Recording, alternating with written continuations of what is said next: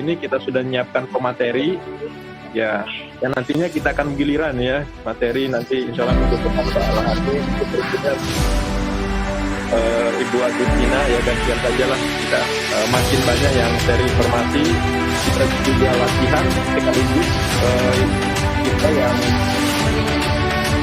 bisa mendapat informasi banyak hal yang berhubungan dengan tentunya. Contoh lagi kemarin ada yang di daerah mana seorang sarjana pulang kampung, dia sudah kerja di perusahaan, pulang kampung sampai di kampung dia bilang saya mau usaha di kampung. Apa usahanya? Bikin keripik. Setelah itu bikin keripik, dia jual, dia bilang orang, Pak kasih merek, Pak kemasannya ganti, kasih kemasan. Akhirnya sampai bagus, yang kasih bagus ya orang lain sebetulnya. Orang lain yang kasih. Lama-lama ini ide-ide akhirnya masuk, akhirnya rasuk. Dan akhirnya dia sekarang menjadi pengusaha keripik sebetulnya. Jadi saya berpendapat tadi sependapat dengan Pak Laida bahwa kalau mau buka usaha ya nggak usah mikirkan, seperti kita mandi aja sudah. Tapi jangan lupa satu, kita pikirkan mulai sekarang apa yang perlu kita kerjakan. Kemudian jangan lupa restu dari orang tua. Sampaikan bahwa mumpung yang masih muda-muda ini silakan mulai sekarang pikirkan, rancang mulai sekarang. Mumpung usianya masih muda, 15 tahun. Jadi berusaha ini sebetulnya bisa dibentuk dengan cara kita latihan tadi. Kemudian mau untung jangan kita usaha hari ini besok untung, ya tidak bisa, perlu waktu. Maka saya rasa mudah-mudahan ini kegiatan semacam ini akan bertambah lagi. Nanti mudah-mudahan juga nanti kalau ada PPKM sudah bagus, mungkin suatu waktu kita agendakan, mungkin tatap muka, kita carikan tempatnya di mana supaya kita sharing sambil kita makan gorengan mungkin. Kita akan menerima, dan kawan-kawan yang belum bergabung ajaklah. Saya rasa ini adalah tempat yang sangat luar biasa. Dan ternyata beliau memulai dari pinjam ya, pinjam ya Pak. Ya ini juga harus memberi kita bahwa meminjam itu juga bukan sesuatu yang menakutkan asal perhitungannya, tapi asal perhitungannya memang harus matang ya.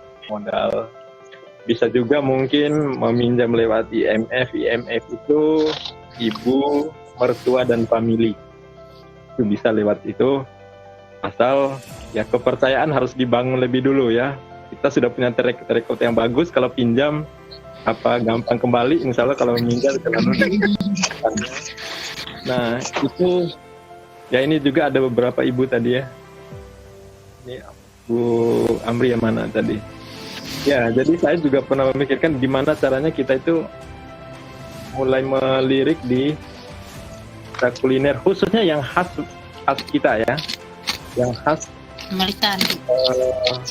ya, entah ando atau cucuru, atau mungkin selama ini ya minggu kemarin sempat kita bahas gimana kita mau bikin kelompok, kemudian kita pasarkan sama-sama, kemudian kita branding sama-sama, kita bikin kemasan kalau perlu ya, kemasan yang khas sehingga bukan cucur biasa atau pisang goreng biasa, tandu biasa, tapi yang luar biasa dari warga kita. Itu harus mulai kita bikin sama-sama. Itu contoh. Oh ya, sebetulnya surprise, yang maksudnya kaget juga tadi bahwa terima undangan mengenai cara yang menurut saya ini bagus sekali, sangat bagus sekali, sangat-sangat menginspirasi, dan bisa kalau saya bilang merupakan salah satu batu loncatan yang bagus untuk membuat paguyuban kita itu menjadi jauh lebih berkembang. Sebenarnya itu tuh keren banget. Satu, bisnis ataupun wirausaha itu bisa berbagi.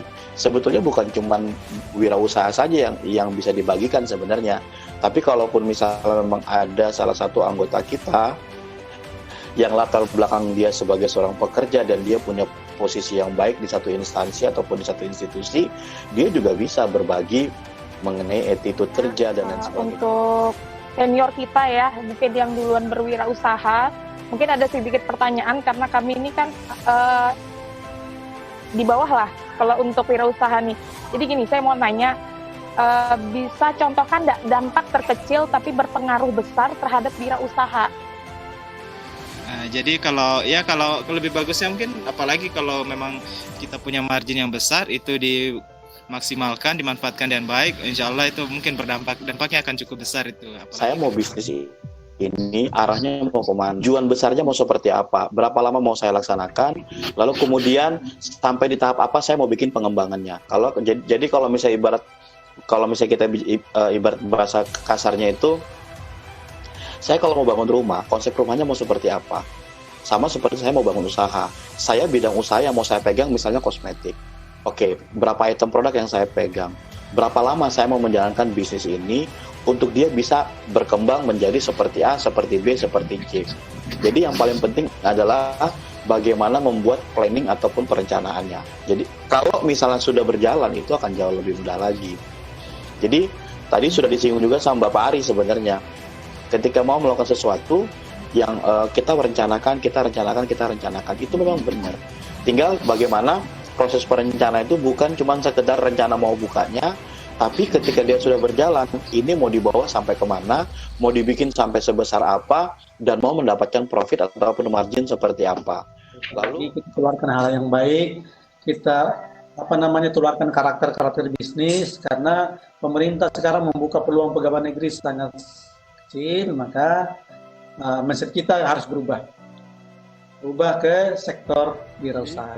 Karena selaku penyaji materi pada kesempatan ini, dan insya Allah di minggu depan kita tetap lanjutkan, mudah-mudahan kita sehat walafiat. Dan sekali lagi pesan saya selalu sama, kalau nggak terlalu penting betul, sebaiknya jangan kelayapan.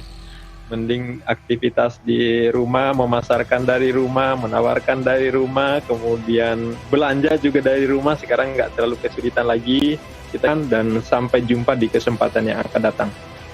Saya kira kita tutup dengan ucapan alhamdulillahirabbil alamin. Billahi bisabil haq wastabiqul khairat. Wassalamualaikum warahmatullahi wabarakatuh. Waalaikumsalam.